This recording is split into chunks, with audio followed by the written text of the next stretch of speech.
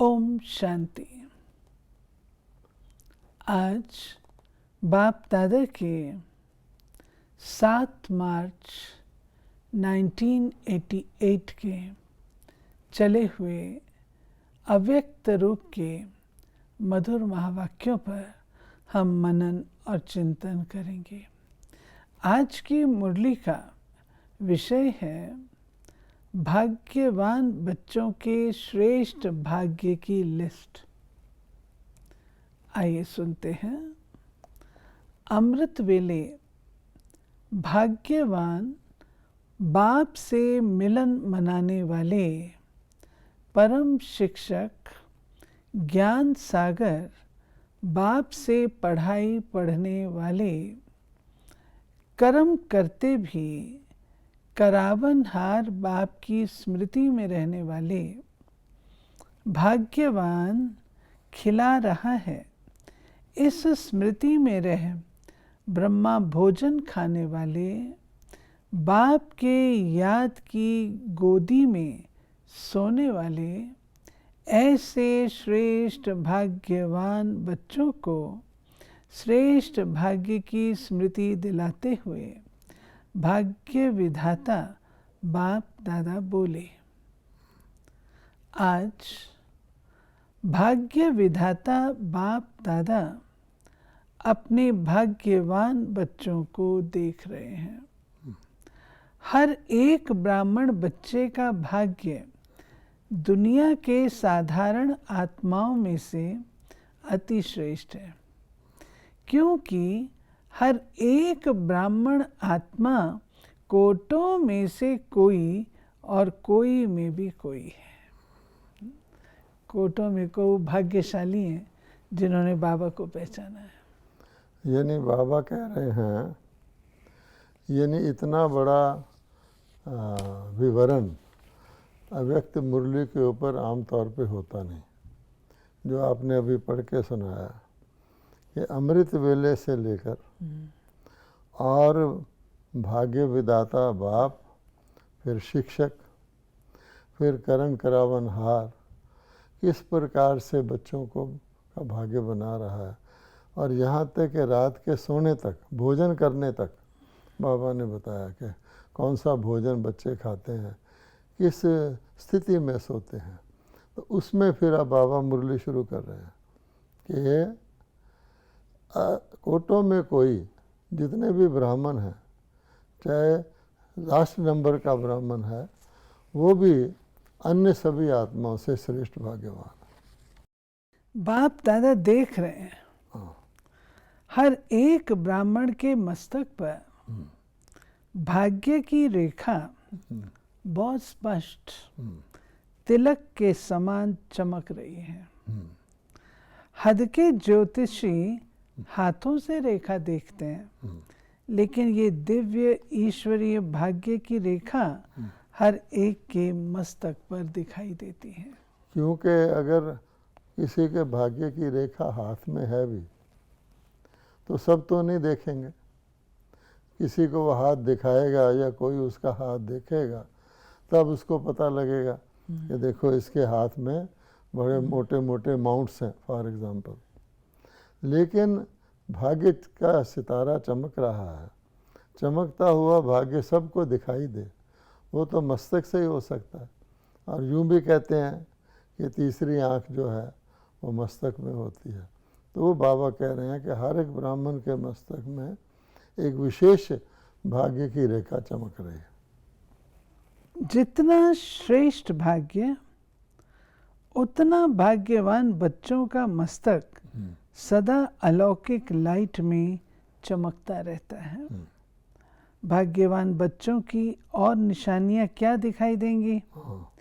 रूहानी मुस्कुराहट, दिव्य दृष्टि, खुशी की लहर उत्पन्न कराने के निमित्त बनती है। अब देखिए, ये जो बाबा ने मस्तक की चमक दिखाई है, ये ऐसे नहीं कि कोई मस्तक में लाइट किसी को चमकती हुई दिखती है। जैसे हम जानते हैं कि जितने भी देवता हैं उनको एक लाइट का ताज दिखाते हैं, आभा मंडल होता है, जो उनके चेहरे के पीछे दिखाया जाता है, वो जिसको कहते हैं पवित्रता का ताज। लेकिन वास्तव में वो ऑरा होता है, लेकिन इस प्रकार का कोई दिखने वाला ताज नहीं होता। इसी प्रकार से ये जो मस्तक की रेखा है, ये ऐसे नहीं दिखती है, लेकिन इसकी रूहानी चमक है जो दिव्य है और दिव्य दृष्टि से दिखती है। तो फिर बाबा ने कहा चलो मस्तक की चमक तो नहीं दिखती, लेकिन और क्या निशानियाँ हैं? तो उसमें बाबा ने बताया रूहानी मुस्कुराहट, जो हर एक को दिखाई देती है। मुस्कुराहट कई तरह की होती है, लेकिन ये रूहानी मुस्कुराहट सदा जो हर एक के चेहरे पर रहे। और एक और चीज़ बताई है, दिव्य दृष्टि। हाँ, कि दिव्य दृष्टि, कि जिसको वो देखें अपनी नज़र के द्वारा, तो उनकी आँखों से उनको रूहानियत, खुशी की लहर, खुशी आ जाएगी उनको देखकर, क्योंकि इनके अंदर खुशी है। तो जब देखेंगे तो खुशी दूसरे को ट्रांसफ़र होगी। बाबा कहते हैं जिसको भी दृष्टि मिलेगी वो रूहानियत का, रूहानी बाप का, परमात्म याद का अनुभव करेगा। भाग्यवान आत्मा के संपर्क में हर एक आत्मा को हल्कापन अर्थात लाइट की अनुभूति होगी। ये एक और निशानी है कि जो भी उनके संपर्क में आएगा वो खुद अपने आप को हल्का महसूस करेगा, हर प्रकार के बोझ से वो दूर अपने आप को समझेगा। ब्राह्मण आत्माओं में भी नंबरवार तो अंत तक ही रहेंगे, लेकिन निशानियां नंबरवार सभी भाग्यवान बच्चों की हैं, आगे और भी प्रत्यक्ष होती जाएंगी। यानी नंबर वाइज तो होंगे, लेकिन ये सारी निशानियां होंगी जरूर नंबर वाइज। अभी थोड़ा समय को आगे बढ़ने दो।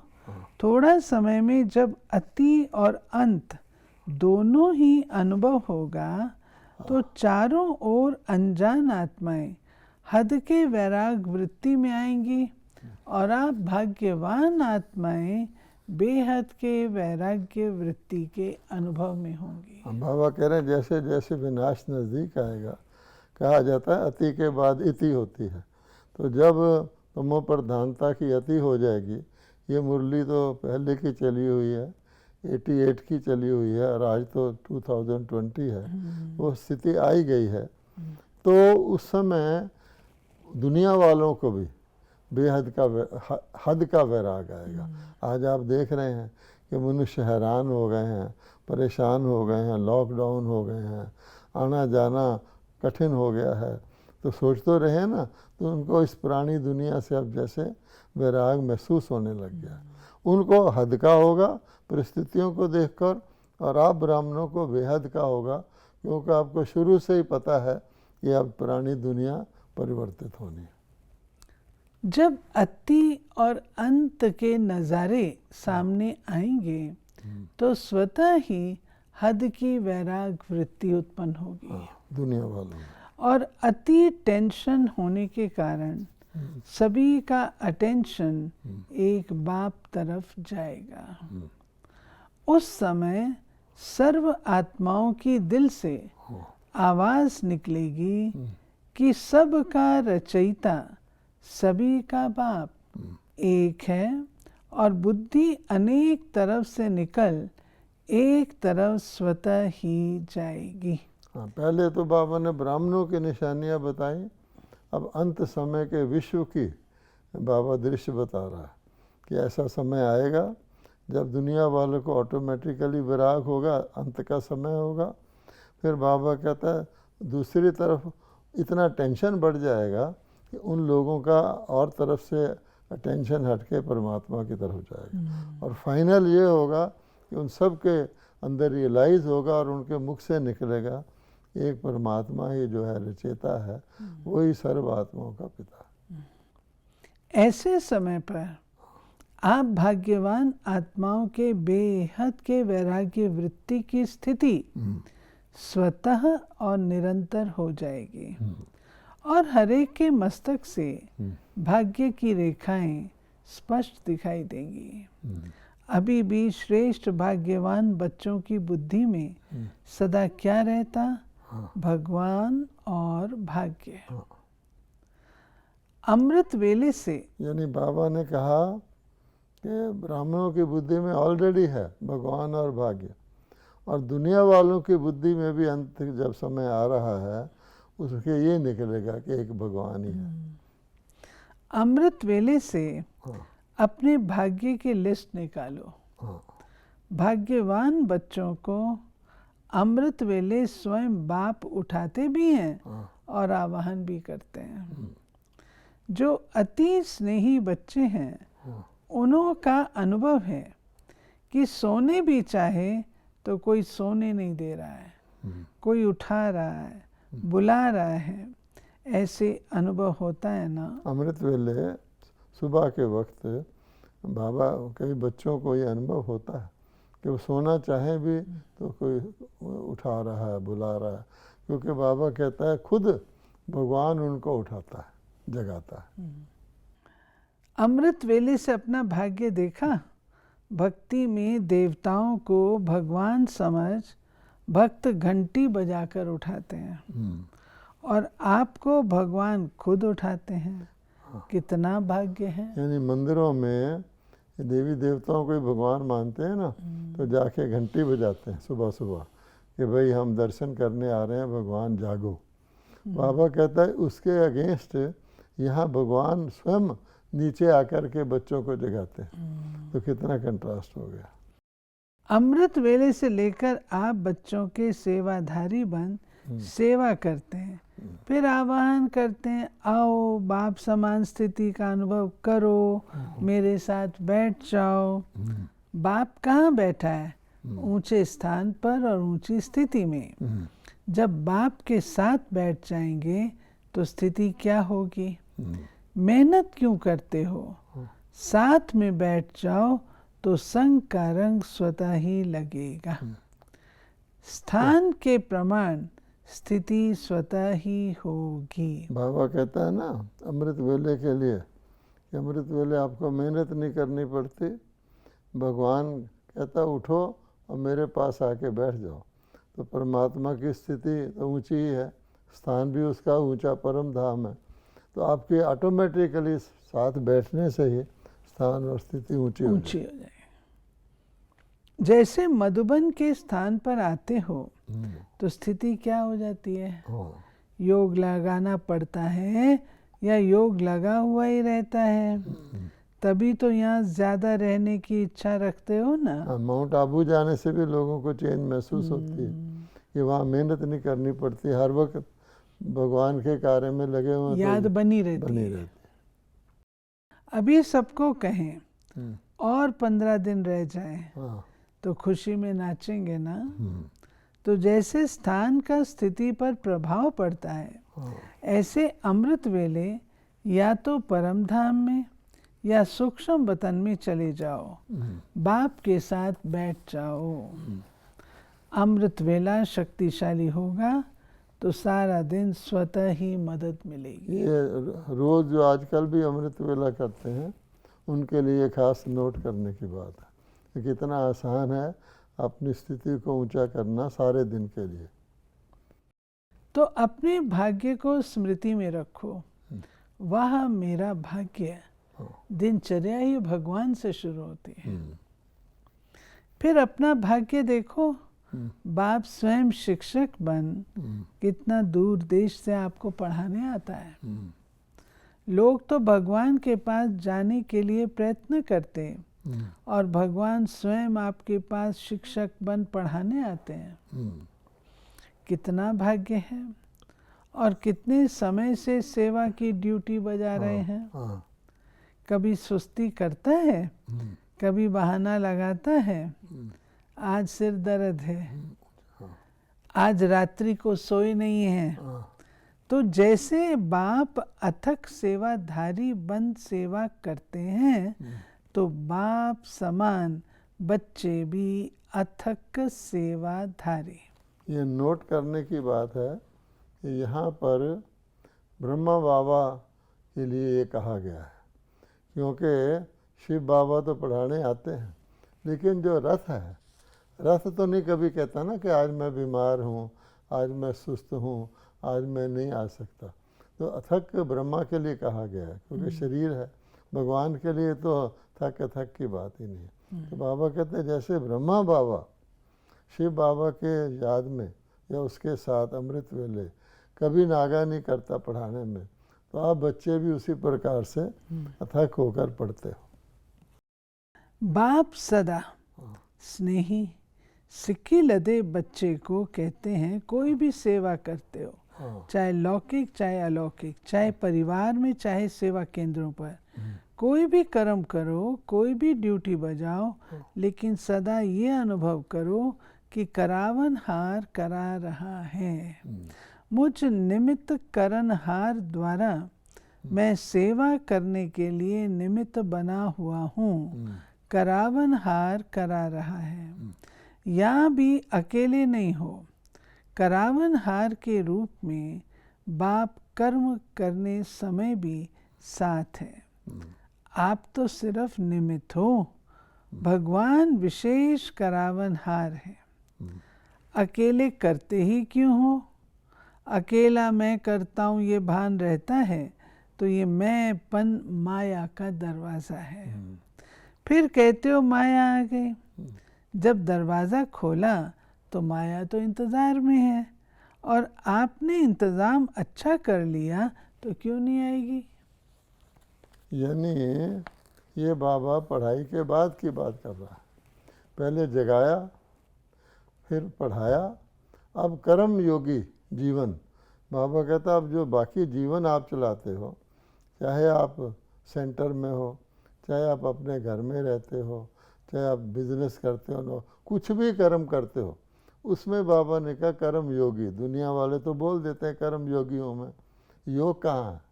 वो तो कर्म ही कर्म करते हैं। तो हमको बाबा ने कहा कि करावन हार करा रहा है, परमात्मा हमारे साथ है, तब कर्म योगी बनते हैं। और जो कर्म योगी बनेगा उसको क्या होगा कि हर परिस्थिति में भगवान साथ रहेगा, हल्का रहेगा। ये भी अपना भाग्य स्मृति में रखो कि बाप करावन हार हर कर्म में करा रहा है, तो बोझ नहीं होगा। बोझ मालिक पर होता है, साथी जो होते हैं उन पर बोझ नहीं होता। मालिक बन जाते हो तो बोझ आ जाता है। मैं बालक और मालिक बाप है, मालिक बालक से करा रहा हूँ। बड़े बन जाते हो तो बड़े दुख आ जाते हैं। बालक बनकर मालिक के डायरेक्शन पर करो, कितना बड़ा भाग्य है ये। हर कर्म में कहते हैं ना कि बड़े बड़े बड़ा कहना सदा सुखी रहना, बड़े कहाना दुख पाना, क्योंकि रिस्पॉन्सिबिलिटी आ जाती है। तो बाबा कहता है जब बालक हो मालिक है तो उसी स्थिति में रहो कि मालिक वो है, तो सारा बोझ उसके ऊपर, तुम तो निमित्त हो। अगर अपने को मैं करने वाला समझोगे तो बोझ आ जाएगा। कितना बड़ा भाग्य है ये। हर कर्म में बाप जिम्मेवार बन हल्का बनाए उड़ा रहे हैं। होता क्या है, जब कोई समस्या आती है तो कहते हो बाबा अभी आप जानो। जब समस्या समाप्त हो जाती है तो मस्त हो जाते हो। लेकिन ऐसे करो ही क्यों जो समस्या आए। बाबा कहता है, वो कहते हैं ना दुख में सिमरन सब करे, सुख में करे ना कोई। अच्छा, दुख में तो समस्या के वक्त तो हर एक भगवान को याद करता, लेकिन फिर कहते हैं कि जो सुख में सिमरन करे तो दुख काहे को। बाबा कहता है आप ऐसा मौका ही क्यों आने देते हो कि बाबा समस्या आ गई आप जानो। आप निमित्त बन के करो तो समस्या आएगी नहीं आपके ऊपर। करावन हार बाप के डायरेक्शन प्रमाण हर कर्म करते चलो तो कर्म भी श्रेष्ठ, और श्रेष्ठ कर्म का फल सदा खुशी, सदा हल्कापन, फरिश्ता जीवन का अनुभव करते रहेंगे। जैसे किसी बड़े के साथ कोई होता है तो उसका बोलना कर्म करना सावधानी से होता है। स्कूल में भी अगर प्रिंसिपल क्लास में आ जाए तो बच्चे कितने एक्टिव, स्मार्ट और बिल्कुल अटेंटिव हो जाते हैं, एक्यूरेट हो जाते हैं। तो भगवान कहता है कि अगर मुझे साथ में रख के कर्म करोगे तो श्रेष्ठ कर्म होगा, क्योंकि भगवान के साथ मंदिर में भी कोई जाता है तो उसका भाव बदल जाता है। श्रेष्ठ हो जाता है, पावन हो जाता है। तो अगर कर्म श्रेष्ठ होगा तो उसका फल तो जो बाबा ने बताया वो मिलेगा ही, सदा के लिए संतुष्टता, सुख, शांति मिलेगी। कितना आसान तरीका है, लेकिन सिर्फ स्मृति की बात है। फरिश्ता कर्म के संबंध में आएगा लेकिन कर्म के बंधन में नहीं बंधेगा। फरिश्ता कहलाता है, बाबा कहता है ना, फरिश्ता बनो आप। तो फरिश्ता कर्म के संबंध में तो आएगा, ऐसा नहीं कि फरिश्ता कर्म नहीं करेगा। लेकिन कभी नहीं सुना होगा कि फरिश्ता कभी किसी बंधन में बंध गया, नाम ही उसका फरिश्ता होता है। कहते हैं जिसका नहीं फर्श से रिश्ता वो है फरिश्ता। और बाप का संबंध करावन हार का जुटा हुआ है, इसलिए निमित्त भाव में कभी मैंपन का अभिमान नहीं आता। हाँ, सदा निर्माण बन निर्माण का कार्य करेंगे तो कितना भाग्य है आपका। हाँ। और फिर ब्रह्मा भोजन खिलाता कौन है? अब बाबा ने कहा कि तुम्हारा फोरनून पूरा हो गया कर्म करते करते, अब तुम्हारा लंच टाइम आ गया। तो ब्रह्मा भोजन, उसके बाद जो भोजन भी करते हो वो तुम्हारा साधारण भोजन नहीं है। मंदिरों में भी लोग मूर्ति को भोग लगाते हैं तो प्रसाद बन जाता है। तो तुम्हारे को तो आगे बाबा ने वर्णन किया, अपने भोजन को कितना महत्व दो। नाम ये ब्रह्मा भोजन, हाँ, ब्रह्मा भोजन नहीं, ब्रह्म भोजन नहीं, ब्रह्म भोजन ही ब्रह्मा भोजन। हाँ, तो ब्रह्मा यज्ञ का सदा रक्षक है। हर एक यज्ञ वत्स व ब्रह्मा वत्स के लिए ब्रह्मा बाप द्वारा ब्रह्मा भोजन मिलना ही है।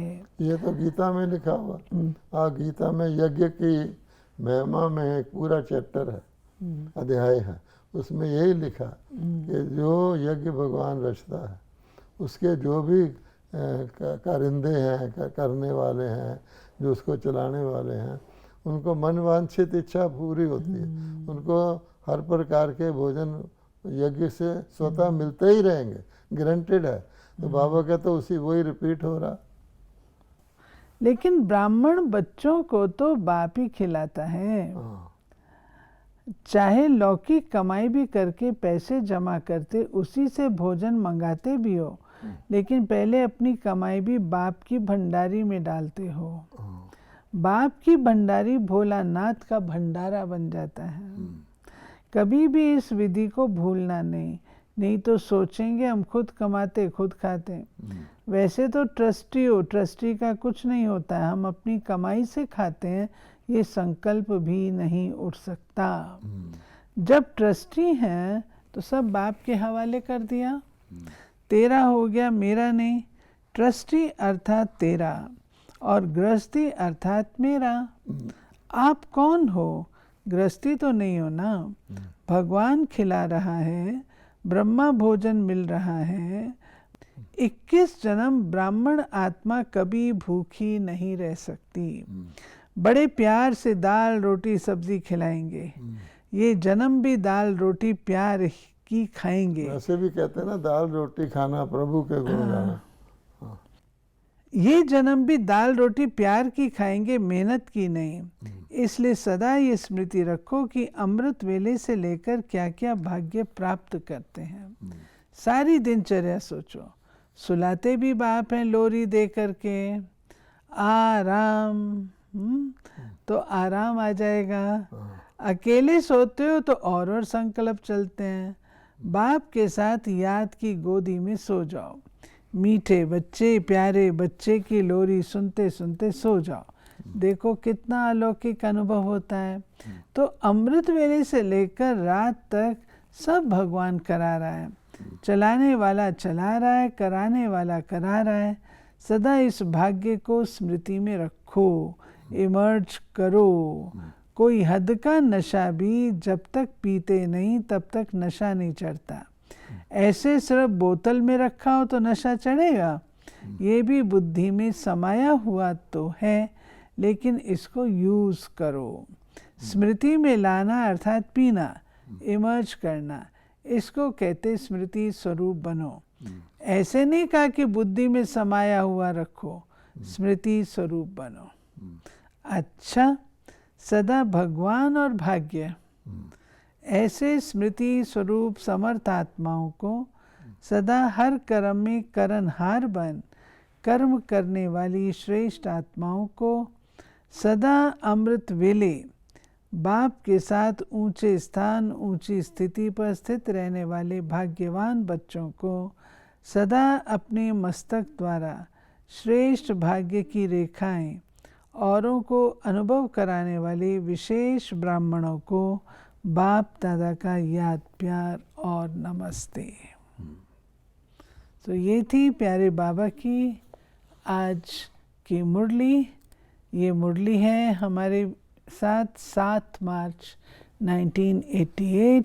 बाबा ने हम बच्चों को हमारे भाग्य की रेखाएं, भाग्य की पोटली खोल करके दिखाई।